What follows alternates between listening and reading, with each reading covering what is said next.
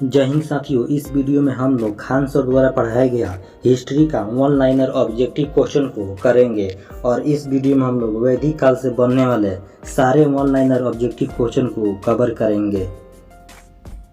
अथर्ववेद में दो संगठनों को प्रजापति की दो पुत्रियों के समान माना गया है। वे संगठन है सभा व समिति। अथर्ववेद में दो संगठनों को प्रजापति की दो पुत्रियों के समान माना गया है। वे संगठन है सभा व समिति। किस ग्रंथ में पंचन वेद के रूप में इतिहास एवं पुराण की व्याख्या की गई है? पुराण में। किस ग्रंथ में पंचन वेद के रूप में इतिहास एवं पुराण की व्याख्या की गई है? पुराण में। लोकप्रिय ज्ञात्री मंत्र का उल्लेख किस वेद में किया गया है? ऋग्वेद में।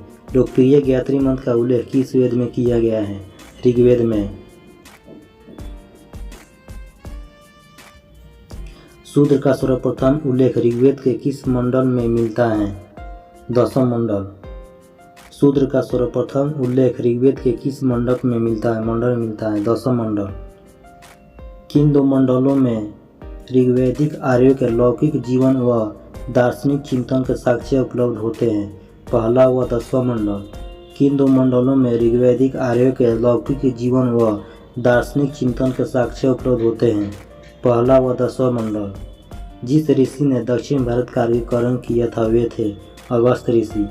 जिस ऋषि ने दक्षिण भारत का वर्गीकरण किया था वे थे अगस्त्य ऋषि।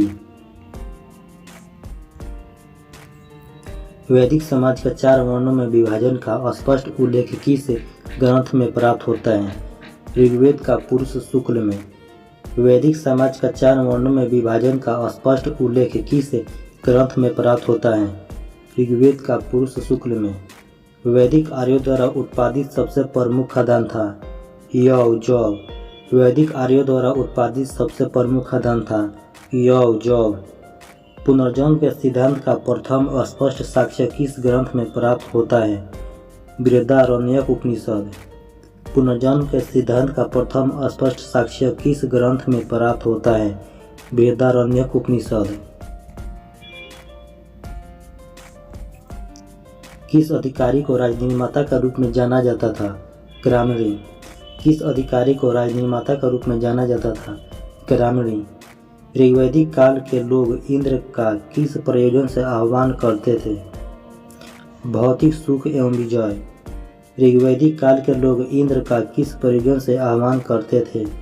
भौतिक सुख एवं विजय।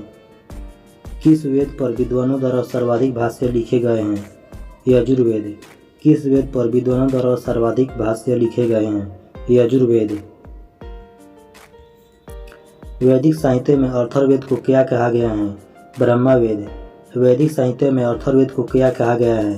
ब्रह्मवेद। ऋग्वेद में यमुना का कितनी बार उल्लेख मिलता है?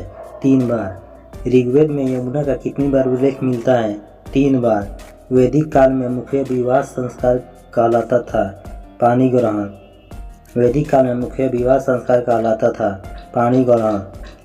किसने उल्लेख किया है कि ब्राह्मण को बसंत में, क्षत्रिय को ग्रीष्म में, वैश्य को शीत में और रथकार को वर्षों में अग्निहोत्र करना चाहिए? तैत्तिरीय ब्राह्मण में। किसने उल्लेख किया है कि ब्राह्मण को बसंत में, क्षत्रिय को ग्रीष्म में, वैश्य को शीत में और रथकार को वर्ष में अग्निहोत्र करना चाहिए? तैत्तिरीय ब्राह्मण में। किस विवाह के अंतर्गत कन्या के पिता अथवा उसके संबंधित द्वारा लेकर कन्या का विवाह करना आता है? असुर। किस विवाह के अंतर्गत कन्या के पिता अथवा उसके संबंधी द्वारा धन लेकर कन्या का विवाह करने आता है? असुर। किस वेदांग से हमें शब्दों की व्युत्पत्ति के शब्द में पता चलता है? निरुक्त। किस वेदांग से हमें शब्द के व्युत्पत्ति के संबंध में पता चलता है? निरुक्त। ऋग्वैदिक सभ्यता मुख्य किन क्षेत्रों में केंद्रित थी? पंजाब व दिल्ली। ऋग्वैदिक सभ्यता मुख्य किन क्षेत्रों में केंद्रित थी? पंजाब व दिल्ली। ऋग्वेद में 10वें मंडल में किसका उल्लेख पहली बार मिलता है? शूद्र का। ऋग्वेद में 10वें मंडल में किसका उल्लेख पहली बार मिलता है? शूद्र का। सत्यमेव जयते किस उपनिषद से उद्धृत है? मुंडकोपनिषद सत्यमेव जयते कुछ उपनिषद से उद्धृत हैं। मुंडकोपनिषद सर्वप्रथम किस उपनिषद में ब्रह्मचर्य, गृहस्थ, वानप्रस्थ एवं संन्यास 4 वर्णों का वर्णन हुआ है? जबालोपनिषद सर्वप्रथम किस उपनिषद में ब्रह्मचर्य, गृहस्थ, वानप्रस्थ एवं संन्यास 4 वर्णों का आश्रमों का वर्णन हुआ है? जबालोपनिषद। ऋग्वेद में उल्लिखित नदियों में सर्वाधिक महत्वपूर्ण नदी कौन सी थी? सरस्वती। ऋग्वेद में उल्लिखित नदियों में सर्वाधिक महत्वपूर्ण नदी कौन सी थी? सरस्वती।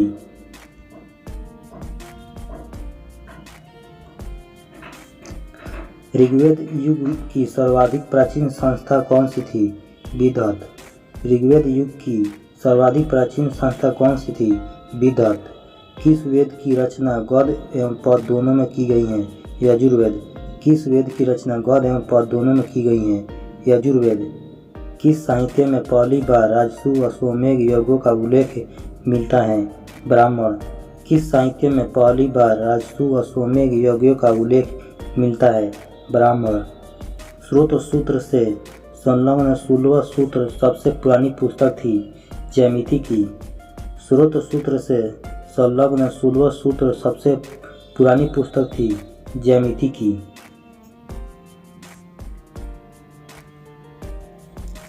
किसने उत्तरी ध्रुव को आर्यों का मूल निवास का स्थान बताया है? बाल गंगाधर तिलक ने। किसने उत्तरी ध्रुव को आर्यों का मूल निवास स्थान बताया है? बाल गंगाधर तिलक ने। प्रारंभिक वैदिक समाज मुख्यतः किस पर आधारित था? पशुपालन पर। प्रारंभिक वैदिक समाज मुख्यतः किस पर आधारित था? पशुपालन पर। ऋग्वेद में एक स्थान पर 10 राजाओं के युद्ध का उल्लेख हुआ है, जिसे दशराज युद्ध कहा गया है। यह युद्ध किस नदी के तट पर लड़ा गया था? रावी। ऋग्वेद में एक स्थान पर 10 राजाओं के युद्ध का उल्लेख हुआ है, जिसे दशराज युद्ध कहा गया है। यह युद्ध किस नदी के तट पर लड़ा गया था? रावी नदी के तट पर।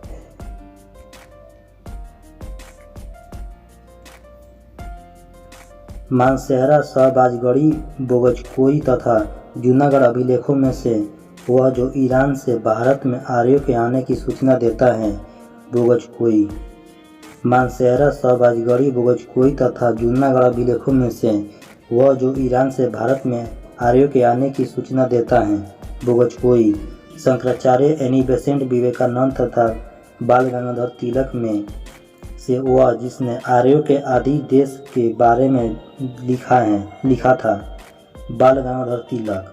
शंकराचार्य, एनी बेसेंट, विवेकानंद तथा बाल गंगाधर तिलक में से वह जिसने आर्यों के आदि देश के बारे में लिखा था? बाल गंगाधर तिलक। पुरुष में का उल्लेख हुआ है? शतपथ ब्राह्मण में। पुरुष में का उल्लेख हुआ है? शतपथ ब्राह्मण में।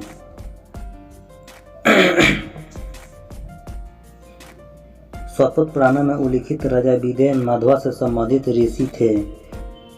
ऋषि गौतम राहुगण। शतपथ ब्राह्मण में उल्लिखित राजा विदेह माधवा से संबंधित ऋषि थे?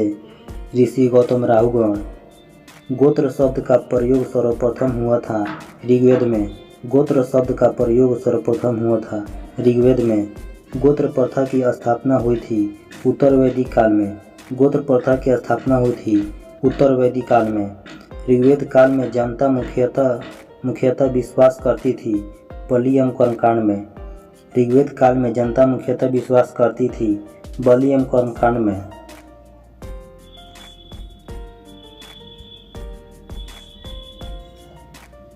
सिंधु, सरस्वती, वितस्ता तथा यमुना में से वह नदी जिसे ऋग्वेद में माते तमा, देवी तमा तथा नदी तमा के रूप में संबोधित किया गया है? सरस्वती को। सिंधु, सरस्वती, वितस्ता तथा यमुना में से वह नदी जिसे ऋग्वेद में माते तमा, देवी तमा एवं नदी तमा के रूप में संबोधित किया गया है? सरस्वती को। प्राचीन काल में आर्यों के जीविकोपार्जन का मुख्य साधन था शिकार। प्राचीन काल में आर्यों के जीविकोपार्जन का मुख्य साधन था शिकार। ज्ञात्री मंत्र की रचना की थी विश्वामित्र ने? ज्ञात्री मंत्र की रचना की थी विश्वामित्र ने। पुराणों की संख्या है 18। पुराणों की संख्या है 18। श्रीमद् भागवत गीता मौलिक रूप में लिखी गई है संस्कृत में। श्रीमद् भागवत गीता मौलिक रूप में लिखी गई थी संस्कृत में। महाभारत मूलतः जानी जाती थी जय संहिता के रूप में। महाभारत मूलतः जानी जाती थी जय संहिता के रूप में। हिंदी पौराणिक कथा के अनुसार समुद्र मंथन हेतु जिस सर्प ने रस्सी के रूप में स्वयं को प्रस्तुत किया वह है वासुकी। हिंदी पौराणिक कथा के अनुसार समुद्र मंथन हेतु जिस सर्प ने रस्सी के रूप में स्वयं को प्रस्तुत किया वह है वासुकी। उपनिषद में ऋग्वेद की मूल लिपि थी ब्राह्मी। उपनिषद में ऋग्वेद की मूल लिपि थी ब्राह्मी। वैदिक कर्मकांड में होता का संबंध है ऋग्वेद से। वैदिक कर्मकांड में होता का संबंध है ऋग्वेद से।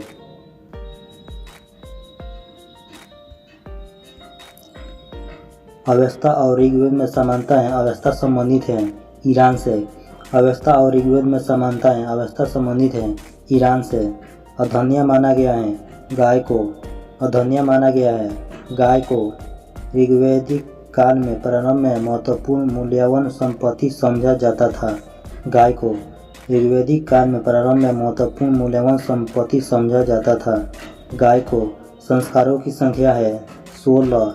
संस्कारों की संख्या है 16। जीविकोपार्जन हेतु वेद वेदांग पढ़ाने वाला अध्यापक कहलाता था उपाध्याय। जीविकोपार्जन हेतु वेद वेदांग पढ़ाने वाला अध्यापक कहलाता था उपाध्याय।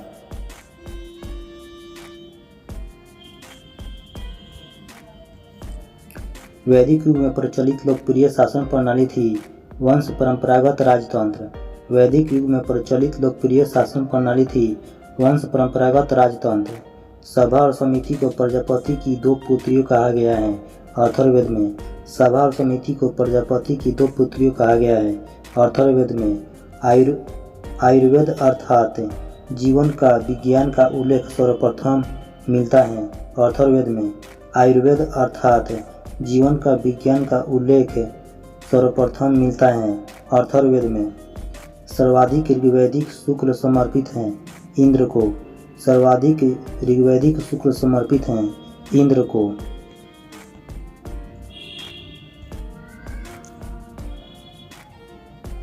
ऋग्वेद में इंद्र के बाद सर्वाधिक संख्या में मंत्र समर्पित है अग्नि से। ऋग्वेद में इंद्र के बाद सर्वाधिक संख्या में मंत्र संबंधित है अग्नि से। ऋग्वेद में युद्ध देवता समझा जाता है इंद्र को। ऋग्वेद में युद्ध देवता समझा जाता है इंद्र को। पूर्व वैदिक आर्यों का सर्वाधिक लोकप्रिय देवता था इंद्र। पूर्व वैदिक आर्यों का सर्वाधिक लोकप्रिय देवता था इंद्र। गायत्री मंत्र के नाम से प्रसिद्ध मंत्र सर्वप्रथम मिलता है ऋग्वेद में।